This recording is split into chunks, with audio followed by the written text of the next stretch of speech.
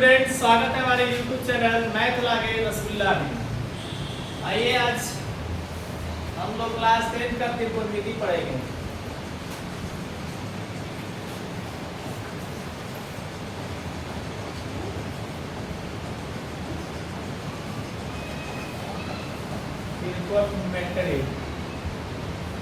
त्रिकोणमिति शब्द जो है वो त्रि जोड़ गोनो जोड़ मेट्रॉन से मिलकर बना हुआ है। इसका शाब्दिक अर्थ होता है त्रि का मतलब तीन, गोनो का मतलब कोण और मेट्रॉन का मतलब मापन। अर्थात त्रिकोणमिति का शाब्दिक अर्थ होता है तीन कोणों की माप, यानी तीन कोणों की माप के बारे में जो अध्ययन करते हैं उसे त्रिकोणमिति कहते हैं। तीन कोणों के मापन के बारे में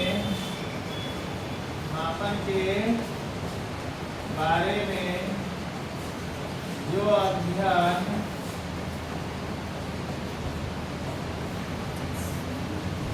करते हैं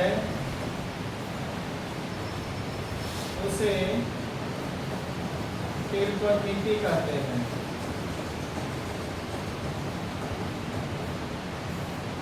त्रिकोणमिति कहते हैं।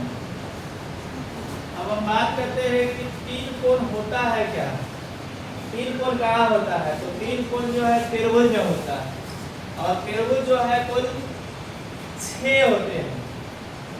लेकिन त्रिकोणमिति में जो हमें पढ़ना है वो समकोण त्रिभुज के बारे में पढ़ना है। तो सबसे पहले जान लेते हैं समकोण त्रिभुज क्या होता है।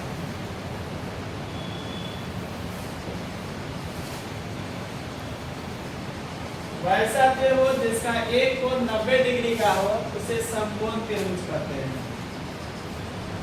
इस त्रिभुज का एक कोण 90 डिग्री का है तो यह एक समकोण त्रिभुज है। इसको ए मान लेते हैं, इसको बी मान लेते हैं, इसको सी मान लेते हैं। और समकोण त्रिभुज में जो सबसे बड़ी भुजा होता है उसे कर्ण कहते हैं। समकोण त्रिभुज में सबसे बड़ी भुजा को कर्ण कहते हैं। तो सबसे बड़ी भुजा ये है, इसको कर्ण कहते हैं। अंग्रेजी में हाइपोटेनस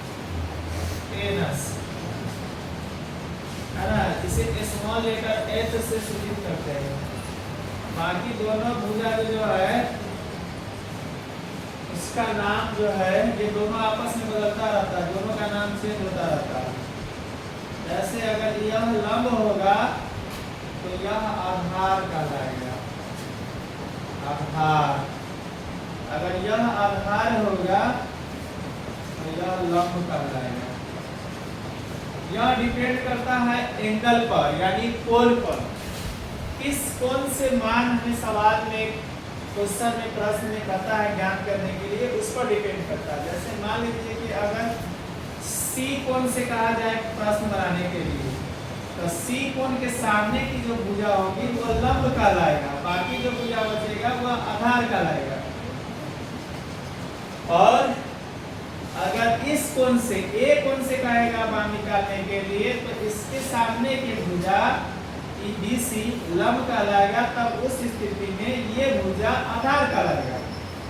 यानी ये दोनों आपस में बदलता रहता है, ये डिपेंड करता है कोण पर।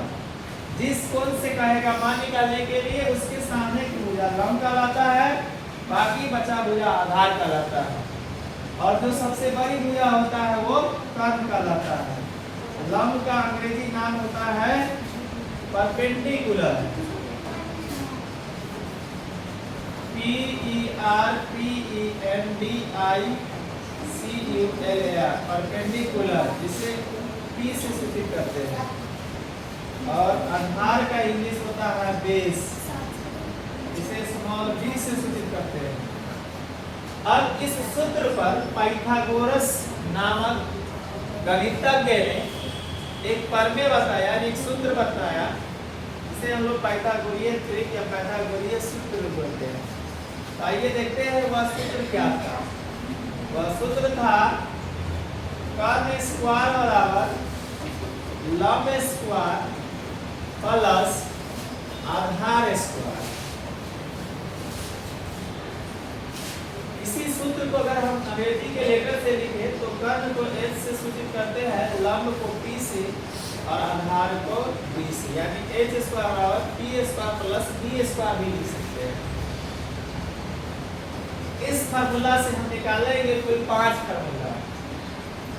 दूसरा सूत्र हो जाएगा स्क्वायर हटता है तो रूट लगता है, कर्ण बराबर हो जाएगा रूट अंडर लंब स्क्वायर प्लस आधार स्क्वायर।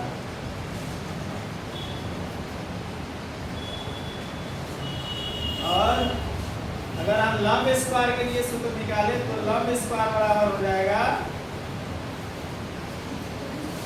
ये प्लस में दे जाएगा तो माइनस में, यानी कर्ण स्क्वायर माइनस आधार स्क्वायर। और यहाँ भी स्क्वायर हटेगा तो रूट लगेगा,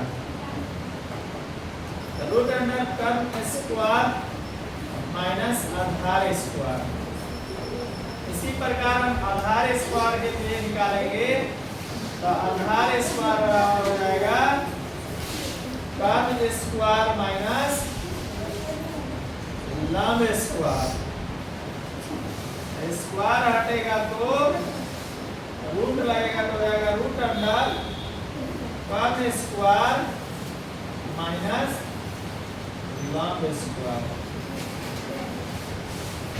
तो